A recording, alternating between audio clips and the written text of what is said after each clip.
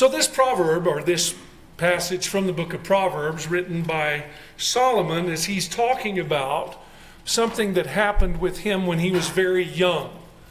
It's advice that we're not told in the text that we're going to look at in a moment, that this request that he had came from instruction that he had gotten from his father David. So David, the man who is described as a man after God's own heart, had from a very young age instructed Solomon to seek out wisdom. And that's what I want to talk about this morning, is seeking wisdom, is talking about the idea of us really wanting wisdom. And it really is something that kind of comes somewhat naturally, that we want to be smart about things. We want to do the right thing. And wisdom is a little different than just knowledge. Just knowing things is one thing, but how do we use that knowledge? How do we put it into practice? Describes wisdom. And sometimes you have some other words that are used that are synonyms of wisdom, although they carry with it a little bit different idea. The one of them that was used in the passage that we just read in Proverbs chapter 4 uses the word understanding. And understanding is kind of the same way. It's one thing to just hear some things, but to really understand is a much deeper level. We also have a word discerning, that is being able to decide about things, to make good choices about what's right, what's wrong, what's the best thing to do. And you use wisdom every day. To some degree, you use wisdom. That is, you're making choices that you understand, well, this is the best way to do things. This is what I should be doing.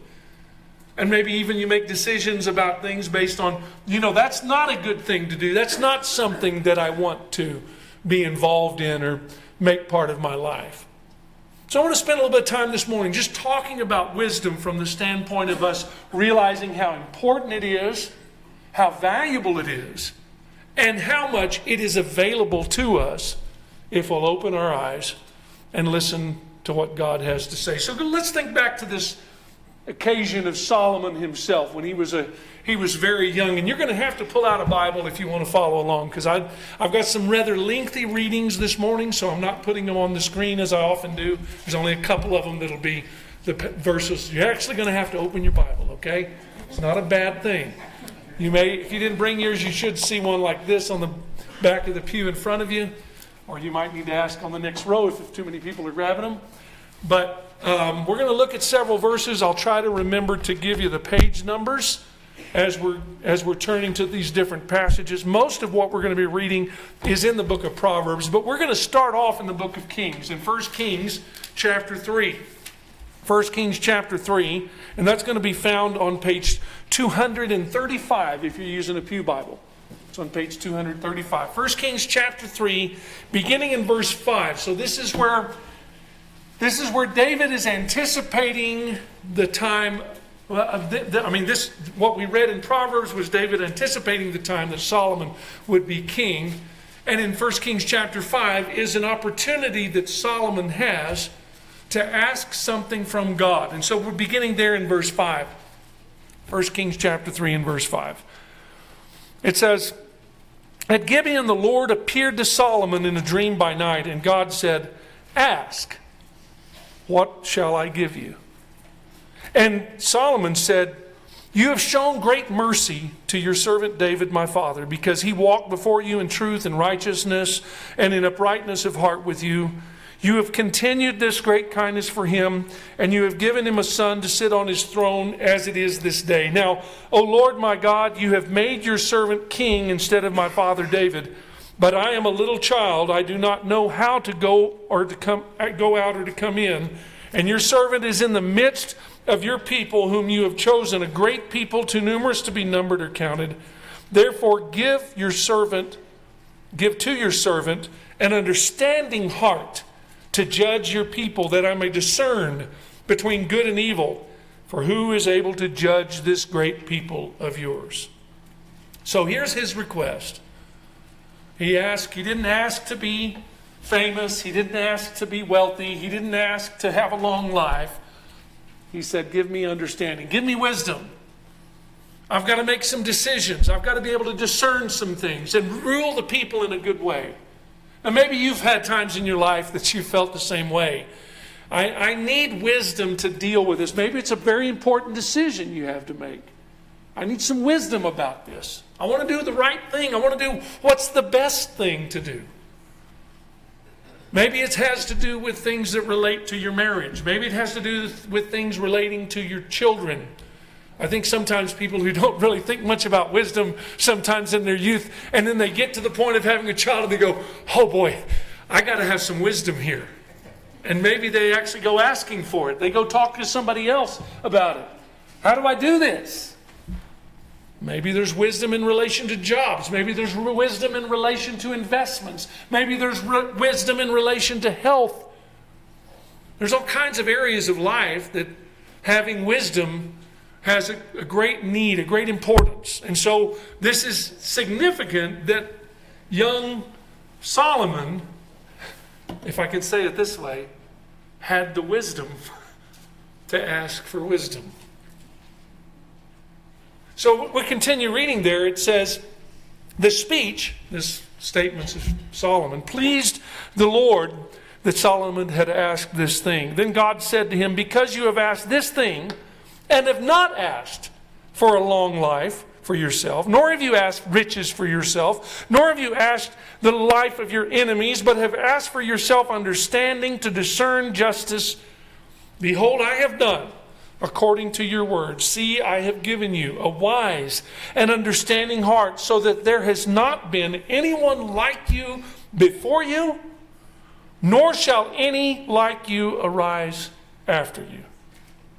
And I have also given you what you have not asked, both riches and honor, so that there shall not be anyone like you among the kings of all your days.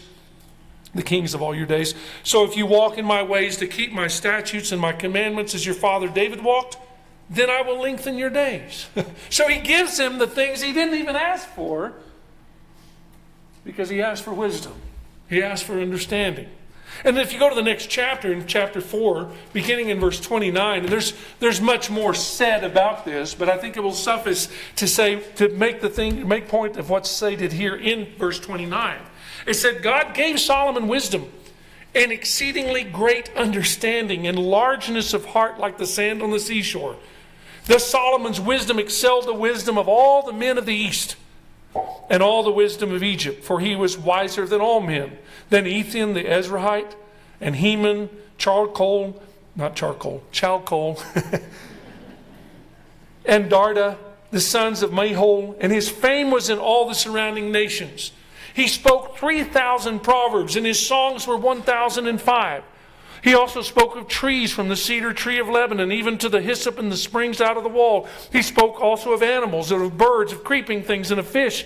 And men of all nations from all the kings of the earth who had heard of his wisdom came to hear the wisdom of Solomon. You might remember what the Queen of Sheba said when she wanted to come and observe the wisdom she'd heard about of Solomon, which sometimes, when somebody has a reputation for something, it gets exaggerated, as it gets out and reported in other ways.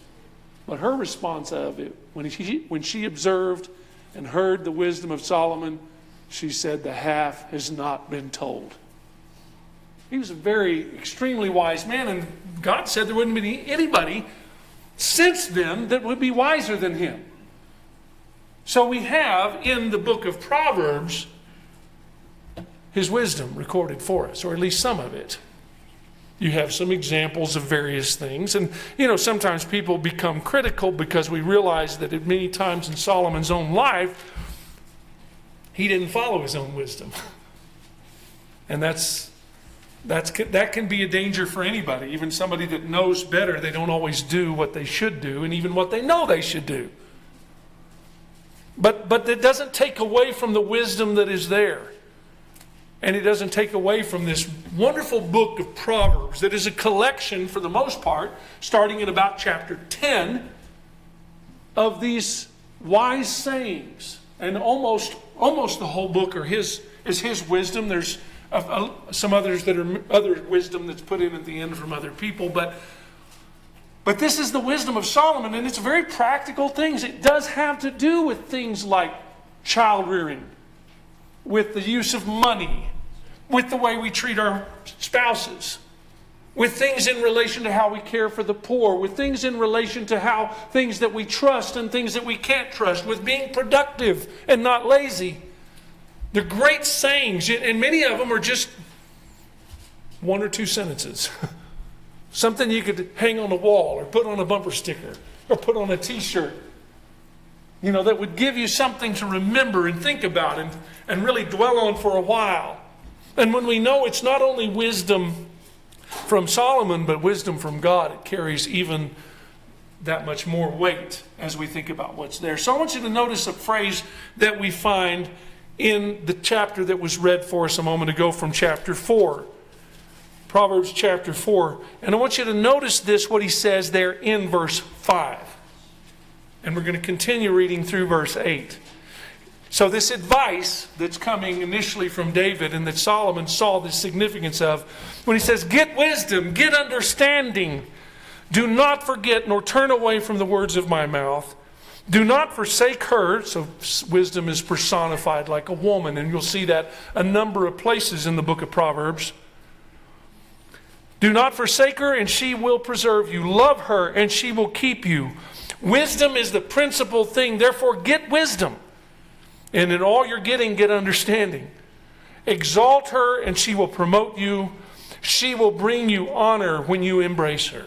So taking wisdom is, I think part of the implication here is a young man who might be thinking from a young man's viewpoint about some young woman that he wants to pursue to make his wife. And he's going to pursue her, and he's going to embrace her, and all those things. But he's saying, think of wisdom in that way. The kind of enthusiasm that someone is wanting to court a woman, to think about pursuing wisdom in that way, wanting to know wisdom, wanting to take in wisdom and make wisdom a part of his life.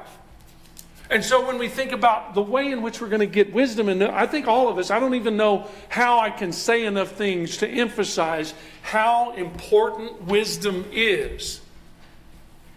To have wisdom. And it's also important for us to know where we can get wisdom.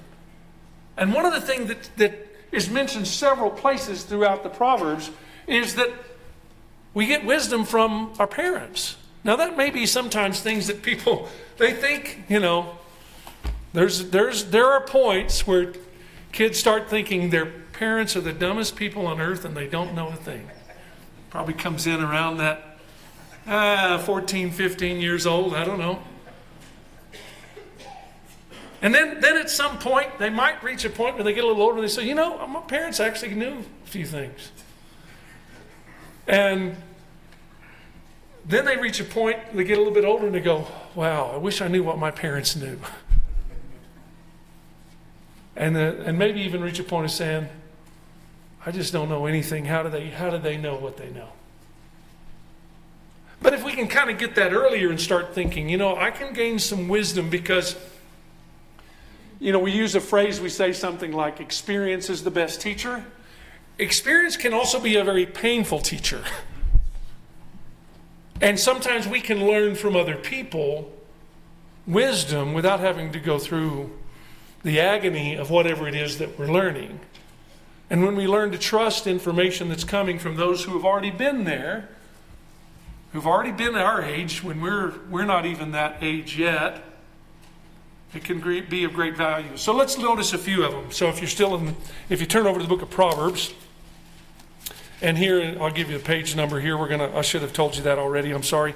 We're going to look here particularly at page 440. 440 to start with. I'm going to give you all the pages in Proverbs. So if you're already open on 440 to Proverbs, as the chapter and the verses we get to, you'll just move on to the chapter that we're going to. But verse 8 says, my son, hear the instructions of your father, and do not forsake the law of your mother, for they will be graceful ornament on your head and chains about your neck. I don't think the chains there is describing captive chains, but ornamentation. It's a blessing to you when you listen to these words, listen to this advice that you're getting, or the one that was read for us a while ago in Proverbs chapter 4, beginning in verse 1. Hear, my children, the instruction of a father, and give attention to know understanding. For I give you good doctrine. Do not forsake my law, when I was my father's son, tender and the only one in the sight of my mother, he also taught me and said to me, let your heart retain my words. Again, where did Solomon's wisdom come from to ask for wisdom? It came from his father. It came from David. Proverbs chapter 6. Turn over to chapter 6, beginning in verse 20. He says, my son, keep your father's command and do not forsake the law of your mother. Bind them continually upon your heart and tie them around your neck. When you roam, they will lead you. When you sleep, they will keep you. And when you awake, they will speak with you. Now he goes back to that phrase, the commandment of your father and the law of your mother. And he says, for the commandment is a lamp, and the law is a light. Reproofs or instruction are the way of life. Instead of looking at these are the commandments, these are what my dad told me I have to do. This is what my mom told me I have to do. Instead of looking at it as a drudgery or a burden, to look at it in the way that he's describing it. It's a lamp, it's a light, it's showing you something that you may not necessarily see. And maybe sometimes we realize, if I'd have just listened to Mom. A good friend of mine named David Banning preaches over in Texas. Actually, I think he might have moved to Louisiana, but I'm not sure. Not that good a friend, okay? I don't keep up with him. He used to be, okay? Used to keep up with him a little bit. He lived in Huntsville, Texas, where he's kind of the center of the prison system in Texas.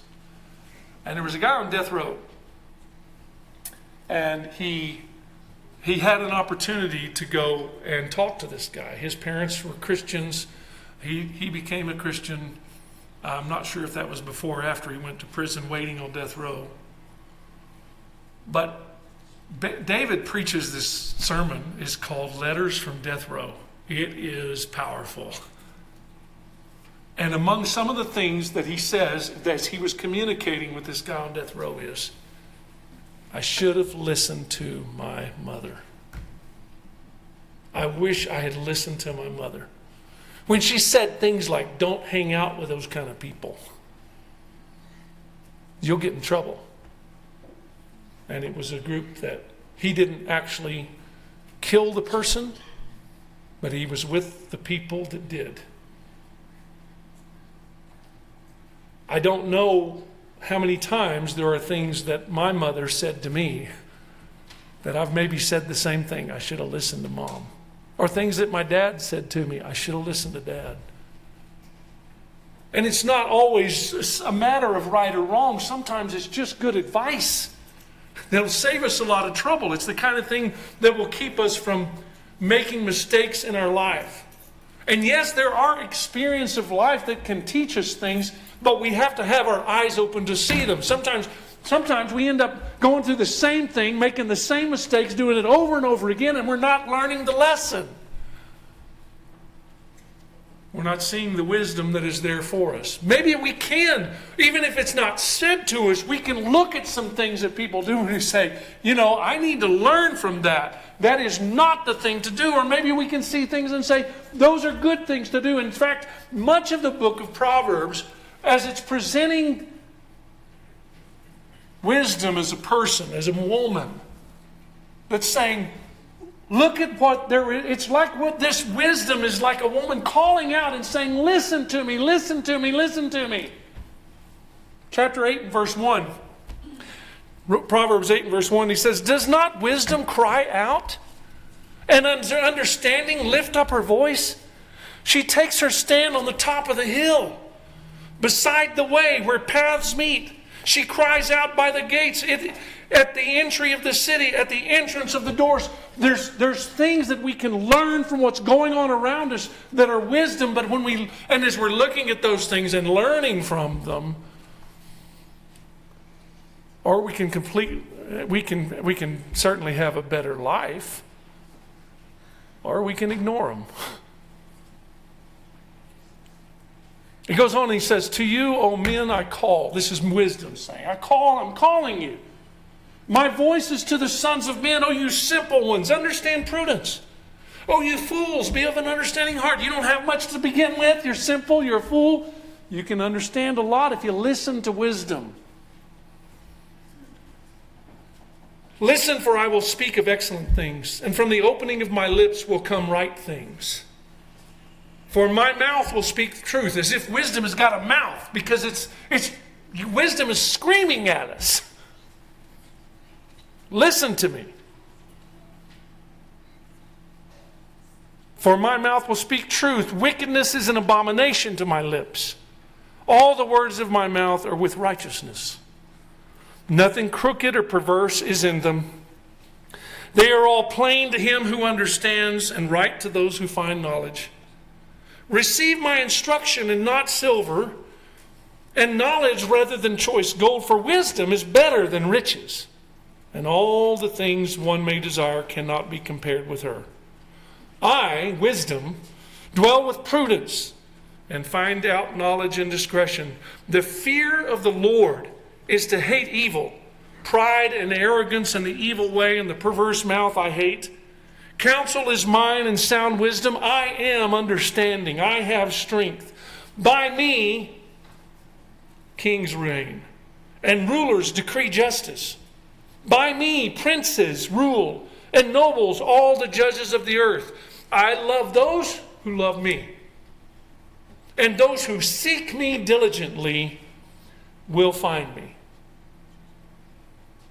Riches and honor are with me, enduring riches and righteousness. My fruit is better than gold, yes, than fine gold, and my revenue than choice silver.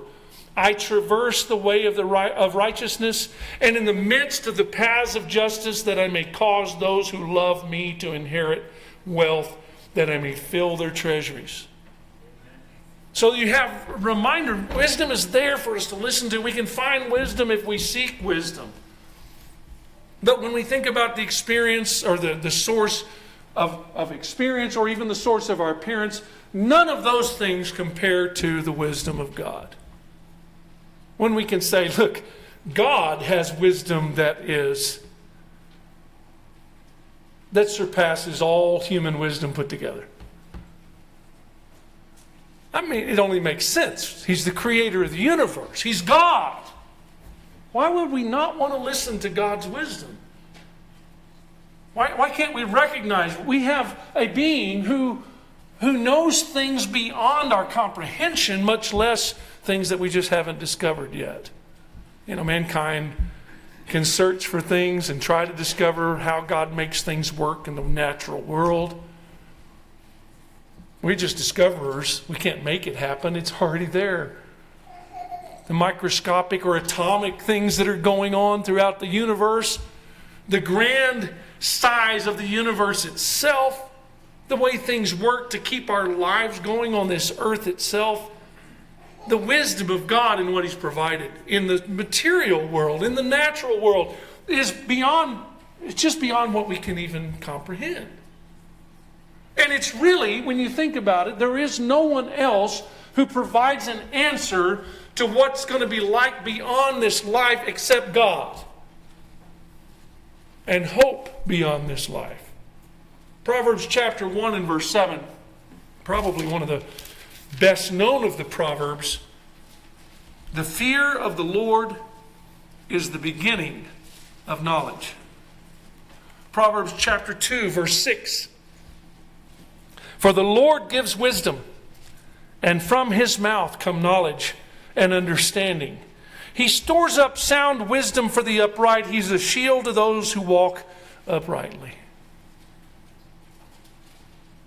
As we're thinking about this, and although we were reading it from the standpoint of wisdom personified, we need to realize that those same things that God is screaming to us in so many venues and saying, listen to me, I've got wisdom.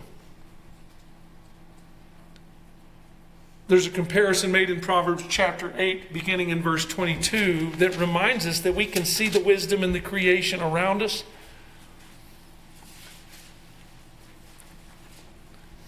The Lord possessed me, meaning wisdom. The me is wisdom here. The Lord possessed me at the beginning of His way, before his works of old. I have been established from everlasting, from the beginning, before there was ever an earth. When there were no depths, I was brought forth. When there were no fountains abounding with water, before the mountains were settled, before the hills, I was brought forth. While as yet he had not made the earth or the fields or the primal dust of the world, when he prepared the heavens, I was there. When he drew a circle on the face of the deep, when he established the clouds above and he strengthened the fountains of the deep, when he assigned to the sea its limits so that the waters would not transgress his command, when he marked out the foundations of the earth, then I was beside him as a master craftsman. I was daily his delight, rejoicing always before him, rejoicing in his inhabited world, and my delight was with the sons of men. There was wisdom. He was using wisdom in all of this. So why wouldn't we want to go to such a creator, to such a being who will not only provide us things we can observe to gain wisdom, will provide us wisdom from the unseen, of things that we don't see, things we can't observe, of realms that are beyond our observation. There are, as the Bible describes, two types of wisdom. There's worldly wisdom. If you read the first chapter of 1 Corinthians, especially starting in about verse 18, he makes a long dissertation about the contrast between worldly wisdom and godly wisdom. And part of the reason is because many of the people that were so focused on worldly wisdom were having a difficulty accepting the message of the gospel of Christ. It's a puzzle that's bothered many people when you find those that have extreme intelligence and can be so wise in so many areas, but don't believe in God.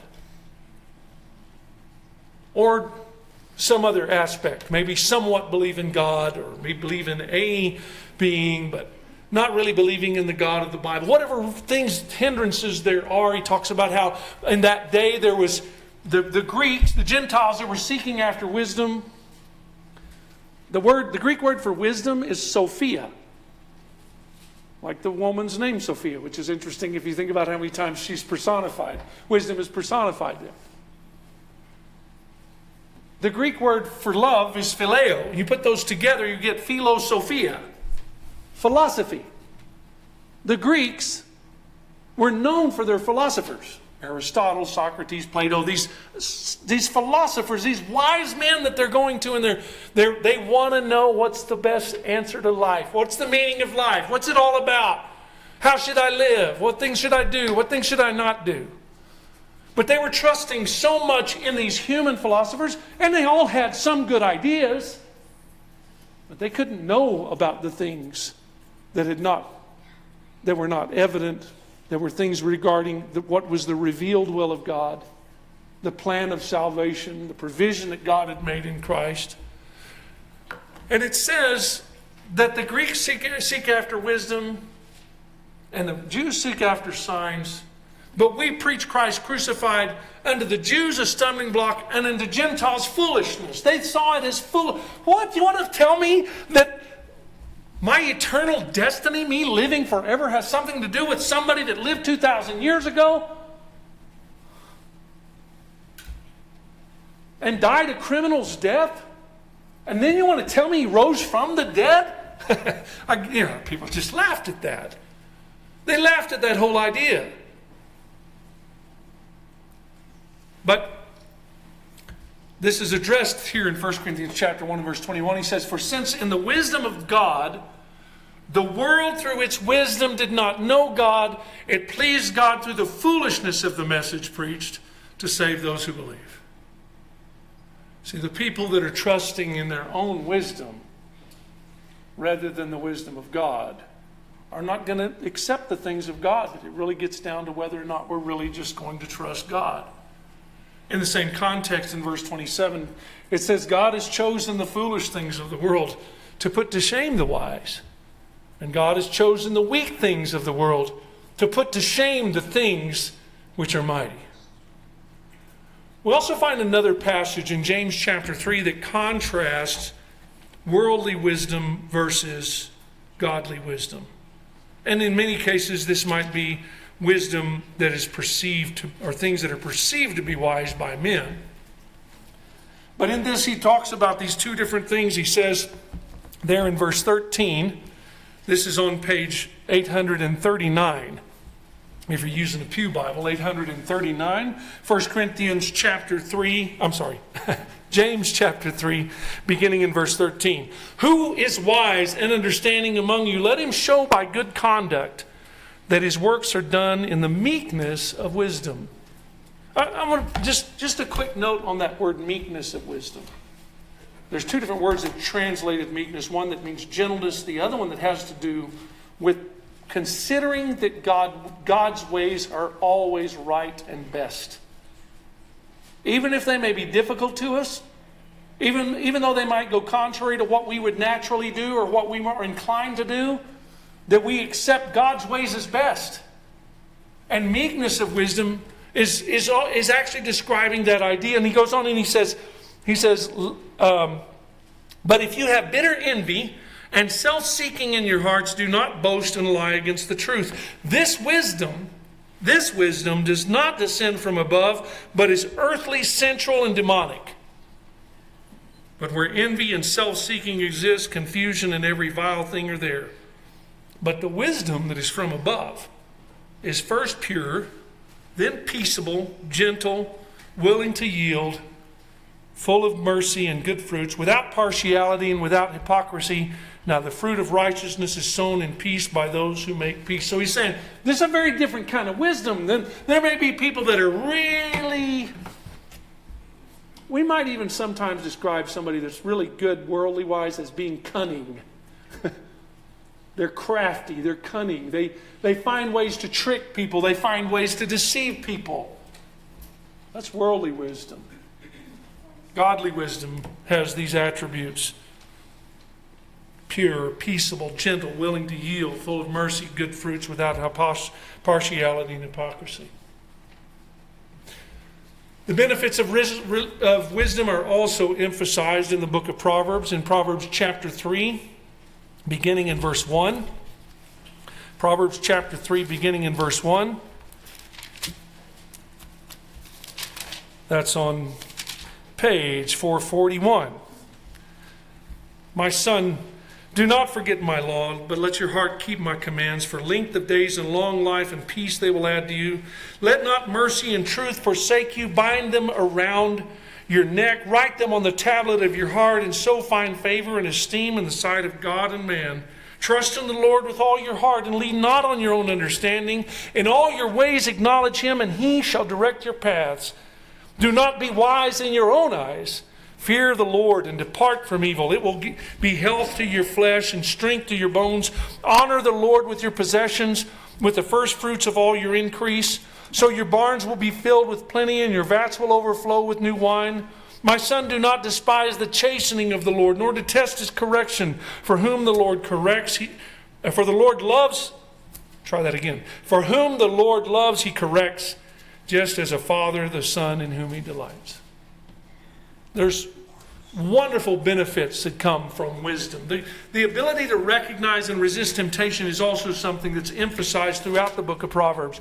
In chapter 2 and verse 10, Proverbs chapter 2 and verse 10, it says, when wisdom enters your heart and knowledge is pleasant to your soul, discretion will preserve you, understanding will keep you, to deliver you from the way of evil, from the man who speaks perverse things, from those who leave the paths of uprightness to walk in the ways of darkness, who rejoice in doing evil and delight in the perversity of the wicked, whose ways are crooked and who are devious in their paths. So wisdom is a way to identify and to see those things. Chapter 2 and verse 16 goes on and says, to deliver you from the immoral woman, from the seductress who flatters with her words, who forsakes the companion of her youth, who forgets the covenant of her God. For her house leads down to death, and her paths to the dead. None who go into her return, nor do they regain the paths of life. So you may walk in the way of goodness, and keep in the paths of righteousness. For the upright will dwell in the land, and the blameless will remain in it. But the wicked will be cut off from the earth, and the unfaithful will be uprooted from it. So choosing good ways and recognizing temptations and recognizing things that are going to lead us in the wrong direction in a lot of different ways that can take, but a number of places throughout Proverbs. In this instruction in the first 9 chapters, that he's giving this instruction to his son, or to any son who wants to listen to wisdom. He's warning them about the dangers of immorality, of sexual immorality, but the principle applies. Just like wisdom is calling, so is immorality calling. Who are we going to listen to? Verse 16 of chapter 5 and verse 15. Chapter 5 and verse 15. Drink water from your own cistern and running water from your own well. Should your fountains be dispersed abroad, streams of water in the streets, let them be only yours and not for strangers, not for strangers with you. Let your fountain be blessed and rejoice with the wife of your youth. This appeal to trust God's way in the way that it should be. Chapter 6 and verse 23. Chapter 6 and verse 23. For the commandment is a lamp and a law and a light, and the law a light. Reproofs and of instruction are the way of life, to keep you from the evil woman, from the flattering tongue of a seductress. Do not lust after her beauty in your heart, nor let her allure you with her eyelids. For by means of a harlot a man is reduced to a crust of bread, and an adulteress will prey upon his precious life. Can a man take fire in his bosom and his clothes not be burned? Can one walk on hot coals and his feet not be seared? So is he who goes to his neighbor's wife. Whoever touches her shall not be innocent.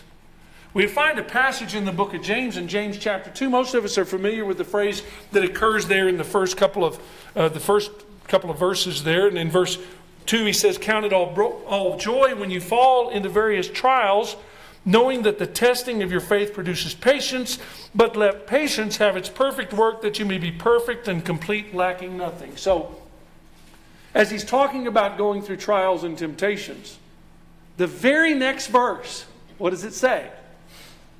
We need to have the wisdom to recognize and to resist and to make good choices and not be deceived. To look at the end of a thing and not the right here and now, not the instant gratification, but look, what's the long-term result? All of that involves wisdom. And the very next thing he says in the verse, if any of you lacks wisdom, let him ask of God, who gives to all liberally and without reproach, and it will be given to him. But let him ask in faith, with no doubting, for he who doubts is like the wave of the sea, driven by the wind and tossed by the wind. For let not that man suppose he will receive anything of the Lord. He's a double-minded man, unstable in all his ways. So he makes a promise and says, you'll have this blessing of having this wisdom from God when you ask God for it, of seeing the way out, for example, there.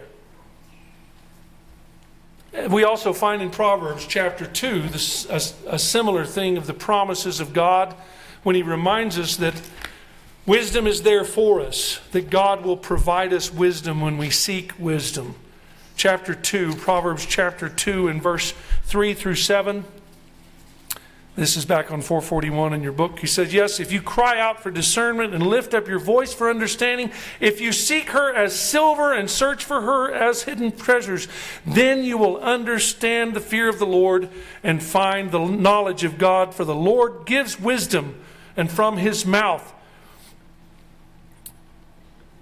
comes knowledge and understanding. He stores up sound wisdom for the upright. He's a shield to those who walk uprightly. So, I want to finish the lesson by just saying this. What's the wisest thing to do in this life if it's not to follow God? And if it's not to trust him for your eternal home? He's provided a way. It's the smartest thing to do. It's the wisest thing to do. Trust God. And I hope that you will. As this verse in 1 Corinthians 1:18 says, the message of the cross is foolishness to those who are perishing. But to us who are believed, who are being saved, it is the power of God. And it's a marvelous message of salvation that he offers to those who will receive him. If you're willing to do that, to repent of those things against his will, confess your faith in him, be baptized for the remission of sins, and raised to walk a new life. We want to invite you to do that, or if there's things that you need prayers for, if we can help you with in any way, come forward as we stand and as we sing.